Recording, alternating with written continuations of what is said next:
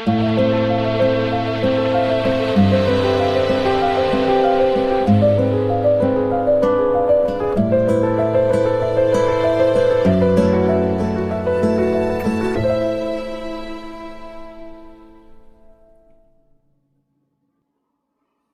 everyone, welcome back for another review. We are going to be doing a post-burn in-depth look at London Fog. This is another one of the new fragrances coming out from Kringle Candle in their Halloween Part 1 launch.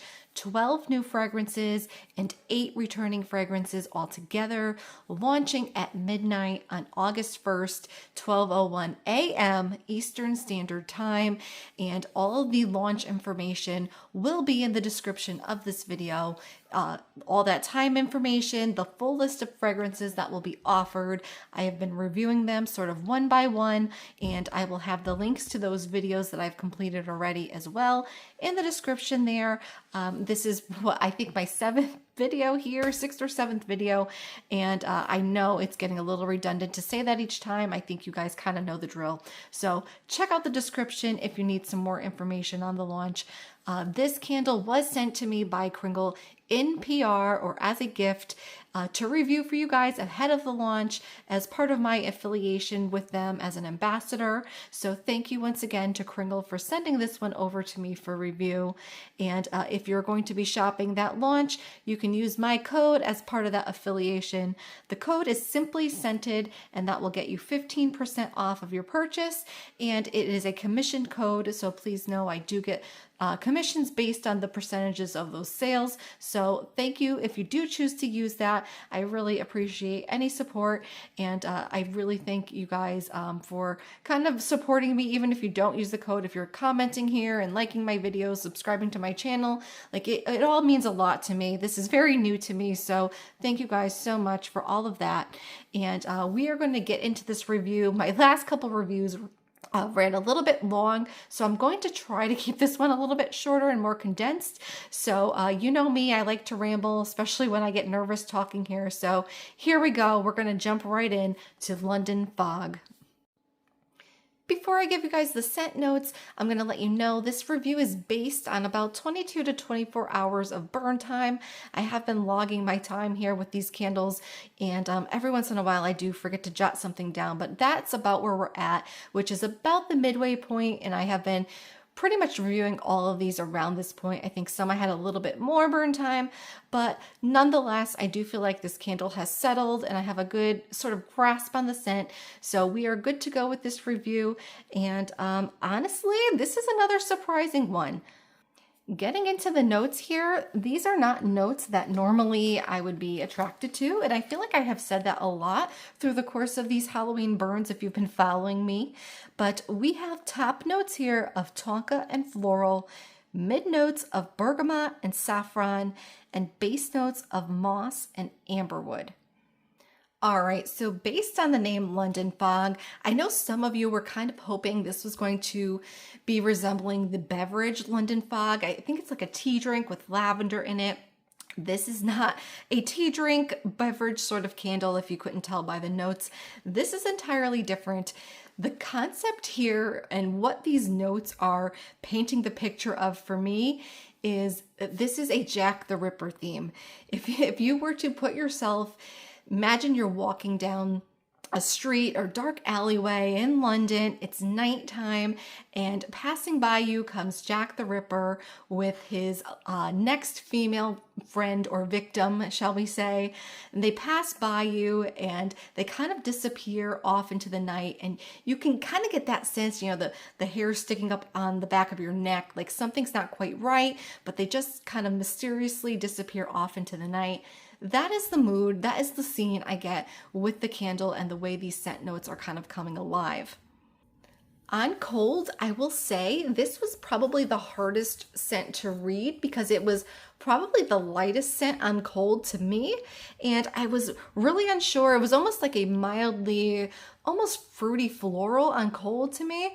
And this one really did have an evolution, and it really took a few burns to get this one going. But once it did, things really started to intensify here, and it became a lot stronger. So if you're wanting to like get to the point, is this a strong candle?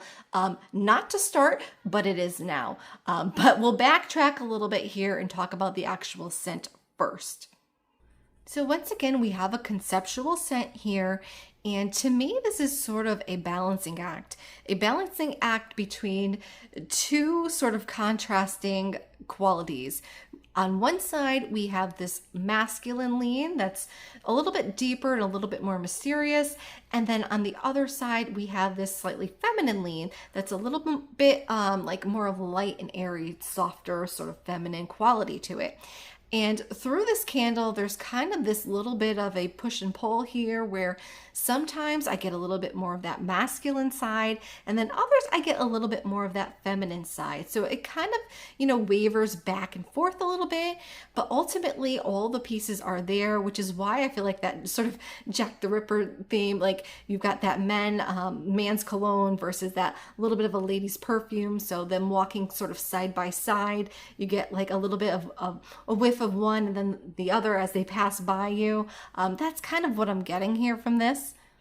Now, as it relates to the notes, for the masculine side, I think that's largely coming from the amberwood, with the amberwood having a warmth. It's very warm, woodsy, slightly sweet, just slightly. This is not a deeply resinous sort of sweet wood, but just a hint of it. Then that saffron adding a little bit of a spice off the top of that woods note. There could be a little bit of the moss coming into play there as well. I don't really get a lot of a distinct moss note here in this candle, but there is something that you can kind of say it almost plays a little bit to this being slightly outdoors. You could also say it plays in a little bit into that deep masculine quality. It's in there somewhere. And then on the other side of that, we have the floral notes. The floral notes bringing out that feminine quality. Now, guys, I am not great with specific floral notes. I'm not a huge floral candle person. If I had to venture a guess of what might be in there, I'm tempted to say I think there's a little bit of jasmine in there somewhere, but I do think it's a mixture of different floral notes that do take on a little bit of a powdery tone.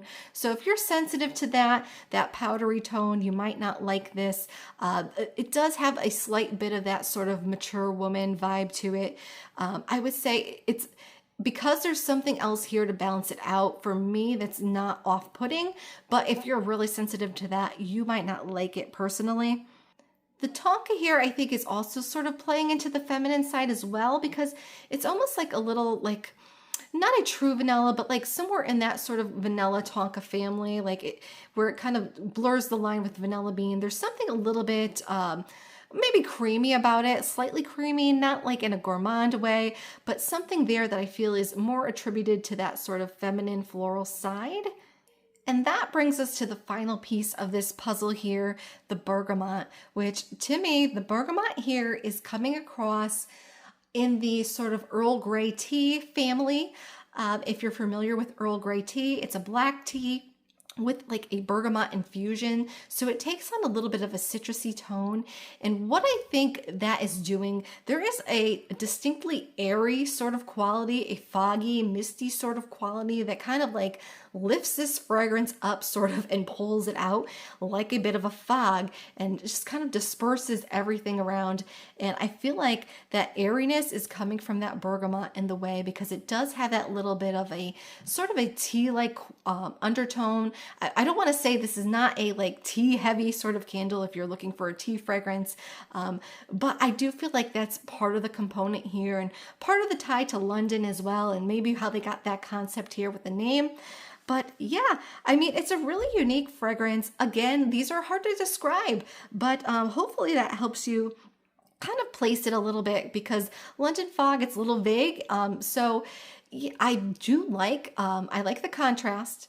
I like this one more than I would have thought. And I feel like this is kind of one of those scents, if you like it, you're really going to like it. But if you don't, it might be a little too much for you. because getting into the performance piece here, I would say this definitely started out on the lighter side. I would say somewhere in the 5 range in terms of the strength intensity. It was light on cold, it was light to start, but somewhere around, I would say maybe the 3rd burn, this one started to pick up. And honestly, I feel like in the last few burns here, this has been pretty darn strong. This has really been a strong presence in my entire open concept space. From kitchen to high ceilings, I can smell it throughout. I smell it throughout the first floor. It will travel upstairs. And I would say we went from like a 5 to start to a 7, 8. And so if you don't like this scent, it does, for me, have a strong presence. So that's where I say, like, if you're not loving it, this might be a little too much. And, you know, that also goes for the throw as well. As I said, it's moving around. So same sort of number range, 7, 8 in terms of throw. So, but if you were looking for something with a little bit more of a punch, I would say be patient with this one. It is a little bit of a late bloomer, but for me, it is getting there. And one thing we noticed in our house here, I had this going yesterday for a few hours. I would say 4 or 5 hours in the morning, and then we put it out and we left the house for another about 5 hours or so. And when we came back, my husband said, I can still smell your candle. And I said, you know what, you're right. It's sort of lingering in the air here, which I was not expecting from this. So by the end of this candle, I feel like if it keeps up this pace, I mean, this is pretty strong. So in terms of if you're looking for something strong, consider this one if you think you can handle the notes. Performance-wise, the actual burn itself also, it's not burning especially hot, just that first burn. I feel like I've said it for every review here. Just watch your wicks, guys. Honestly, that's just the best advice I can give you. Keep an eye on your wicks. If they start getting a little bit high with those flames, either extinguish it, give it a trim, and then relight it. But as long as you're kind of keeping an eye on it, keeping your candle out of drafts, that's another big factor, especially here in like the AC climate here where you have a lot of central air running a lot of times, or fans. As long as you're keeping an eye on that and just good burning habits, not letting it go super long, I think you will be okay. But overall, let's see, there is one sort of comparison I can make for you guys here.